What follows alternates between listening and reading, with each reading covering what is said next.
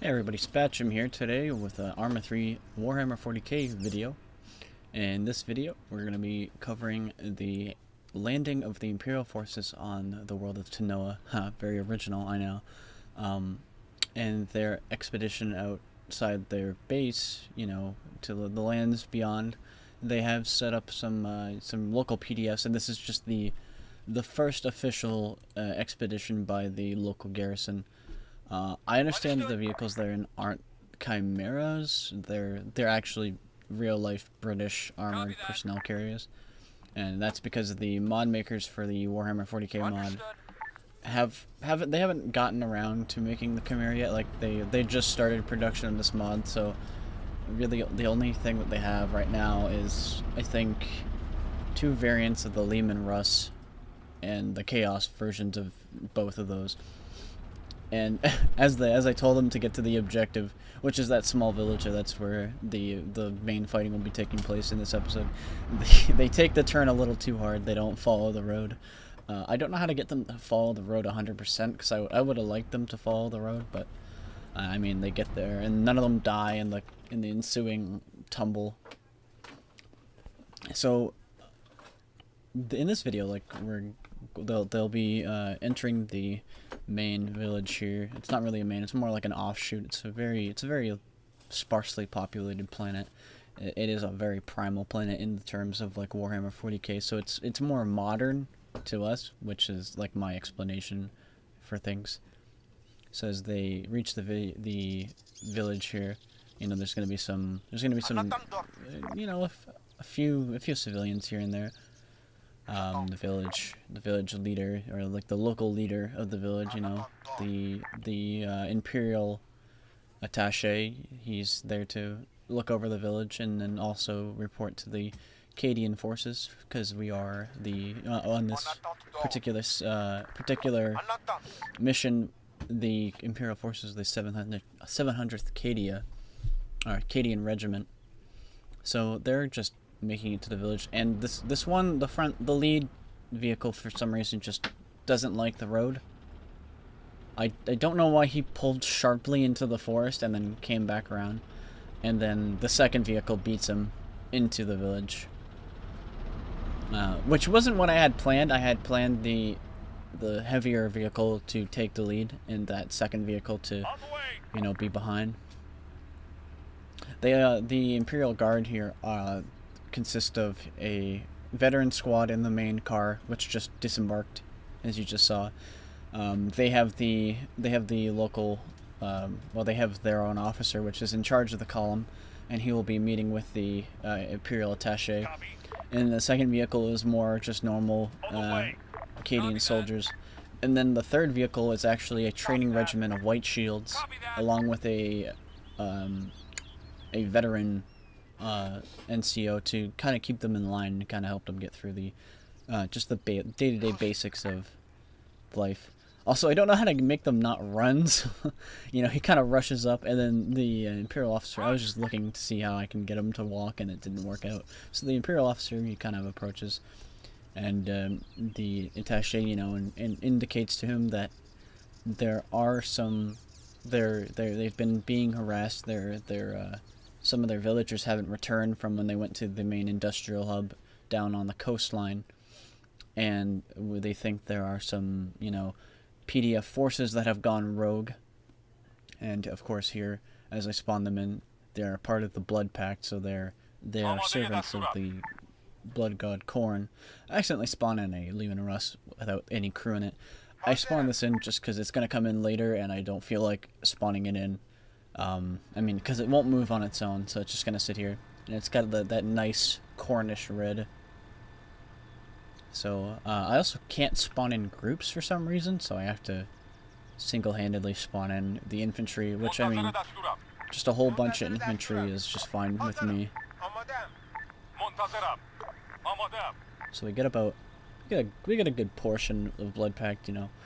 They're a lot, but they're not specialized in really anything yet.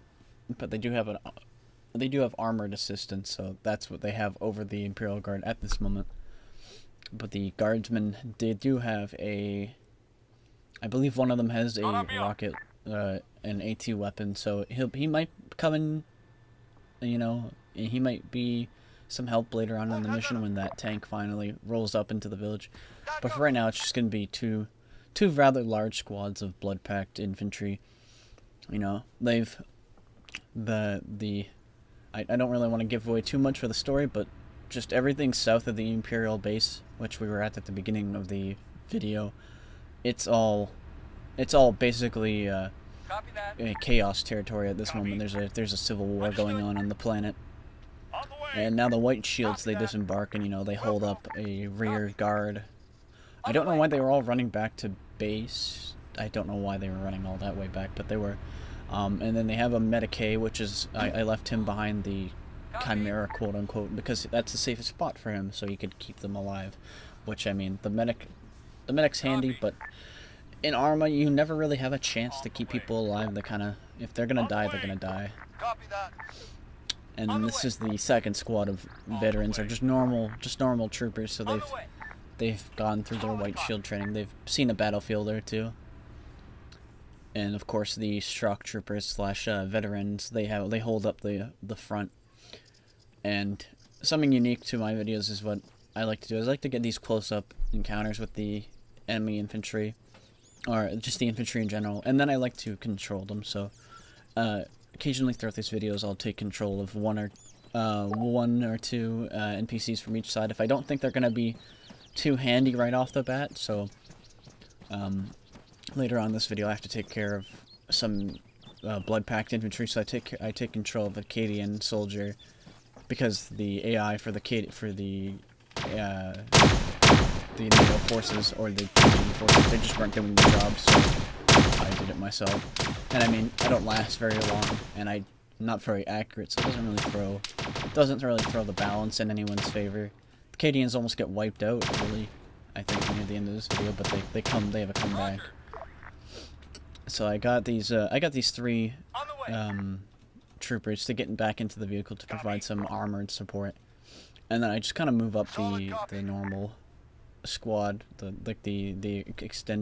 second squad of veterans, so that they can assist with taking out the Blood Pact infantry that's moving in on the village. And I kind of told all this Blood Pact infantry to move, but they all move in one big group because I didn't squad them. So I had to single-handedly move each of them to a position I think they would be handy for them to take. And I mean, I only move a few of them, so the rest of them kind of just group up in the middle there. And I think about this time I got the Blood Pact Lumen Russ to move up because, you know, they had received contact in the village. You know, they weren't just, it wasn't just a free slaughter. I think the attaché took a last bolt in the leg, so he's down. I don't think very many of the civilians in this village lasted the fight. I'm gonna take over, try to take out the flanking Blood Pact. I think I take down one because the AI calls out that the hostile weapon, and I try to shoot first. And then I took it down the corner and I just went into the grouped up Blood Pact, you know, kicking their AI. Can't seem to hit this one guy.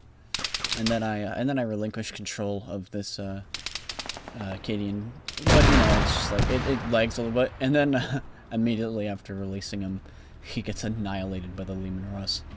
And then we see the armored AT soldier. You know, I thought he was gonna do his job, but of course he didn't, and he immediately got reprimanded for his failure.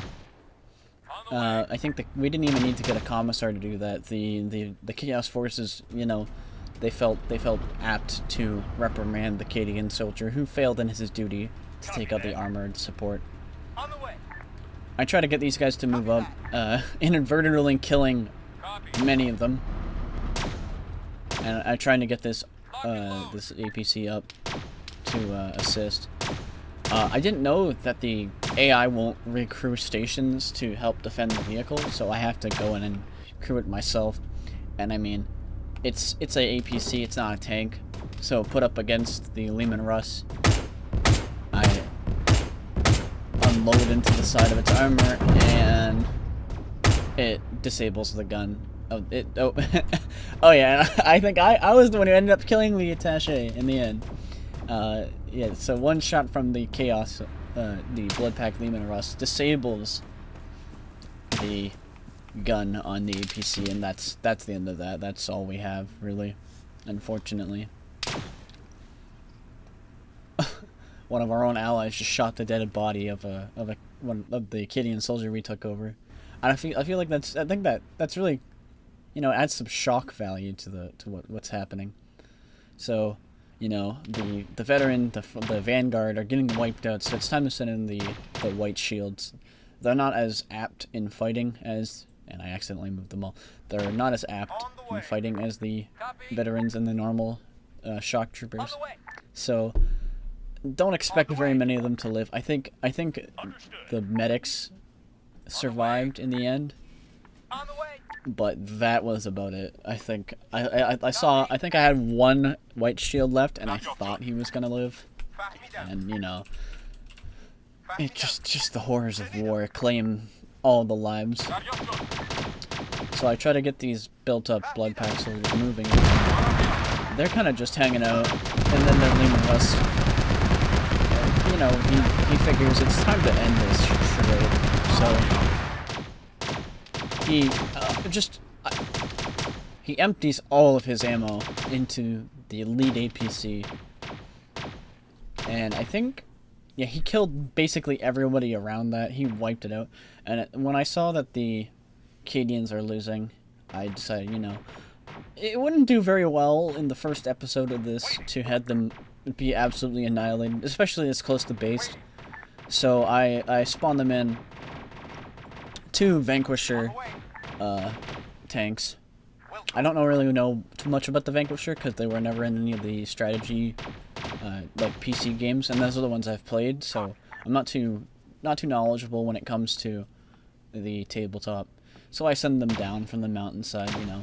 So they'll basically follow the road, and I don't have to worry about them running over each other, all the trees and stuff. And at this point, the Blood Pact has secured the center of the village. I kind of want to make them open fire on civilians, but because I feel like that's what Chaos Forces would do. But they also need to recruit, and I mean, who better to recruit than the population you've just enslaved? And so on the left flank and the right flank, the white shields are trying to hold very valiantly. There's only about 3 normal soldiers left, and I think the medic and the only other white shield that was back near the APC has just been obliterated. And then I see that there's 2 normal Cadians inside the APC still, so I evacuate them. They don't make it very far. It's kind of just a clusterfuck at this moment. They're not making it anywhere, and that's when the Vanquishers arrive. And I think this is, I mean, the Lehman Russ tanks aren't like they haven't been finished. Like, they don't have much finesse in them yet, so they don't really know how to navigate too well just yet. Like, so they since they're so skinny, they try to avoid bodies as well as terrain.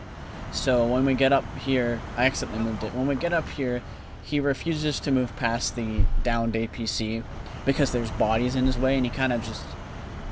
Oh no, he does. Never mind. I thought there's one point where he just kind of freaks out. Oh, here it is. Yeah. Yeah, they don't work too well, so sometimes I have to like direct them. So as you see, he's kind of just like swerving around everywhere. Eventually, he does make it. I just have to drag him at this point. It was very difficult. Alright, everybody. I got a little interrupted, but it's okay. Anyways, as we see the Vanquisher tanks, they finally fire at the Blood Pact. Oh, now I'm having a brain fart. Lehman Russ, and it's just one shot. It's all it takes is one shot from the Vanquisher, and they completely annihilates the Blood Pact Lehman Russ. It's almost sad, really. So now all the Blood Pact tankmen have to come out, and at this point I feel like, oh, you know, to help secure this victory, I'll give the 700th some more reinforcements. So we send in some nice shock troopers. I don't add anything special into them. I just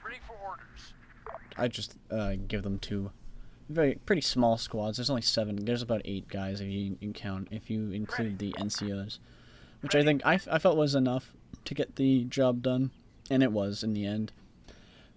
But like at the same time, they run into some roadblocks trying to take out the last bit of the Blood Pact, and I was kind of sweating.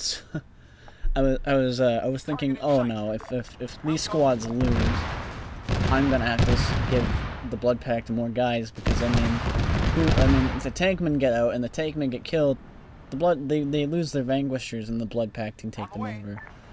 But thankfully, the vanquishers, well, of course I drive them forward, and through no means of easy AI management, I make sure they obliterate the remaining Blood Pact forces outside the village. Except for this one guy, for some reason, he just doesn't want to kill him. He wants to show mercy. It's absolutely heretical, so we'll make sure that the Vanguard gunner is dealt with. And at this point, I've noticed that the one white shield on the left flank, he survived all of this.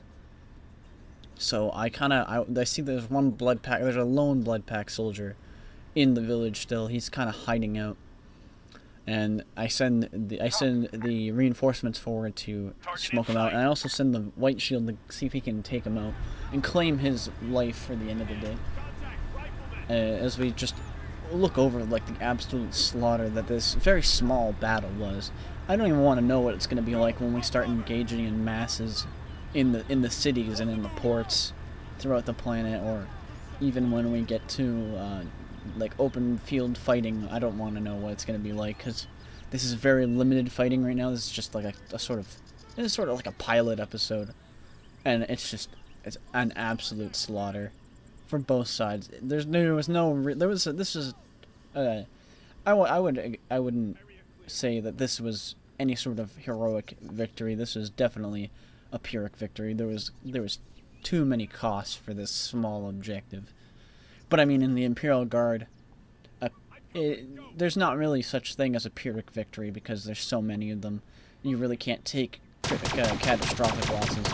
This is what really bothered me by the AI. He unloaded into the Blood Pact soldier 3 times, and I didn't notice this. The white shield comes up and he tries to deal with him, and he walks forward and he just gets annihilated. It's sad. I didn't know this was the white shield at first. I thought it was just a random soldier. I didn't see the white stripe on his helmet. And I reviewed through the battlefield later, and when I found him, I was just so upset, because I was like, oh, I know there's a white shield somewhere here. Like, I know he survived. Like, I'm 100% sure that he made it through the battle. And then I just find him dead in the courtyard of that little plaza. And then I take over one of the soldiers, and I'm about done. I'm about done with this Blood Pact soldier. He's not gonna pull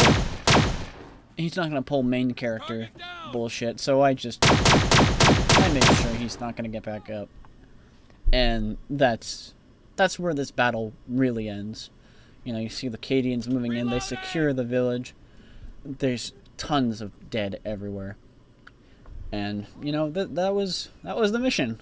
They managed to encounter the Imperial Attaché. They got intel that was immediately verified by the appearance of the Blood Pact.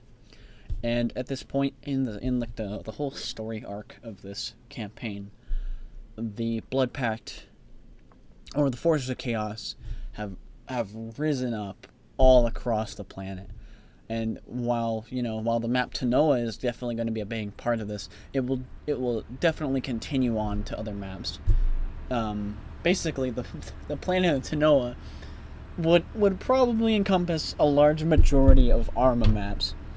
And it's not just going to be forests. We're going to have Takistan, which is like a desert area, so they'll have a desert encounter.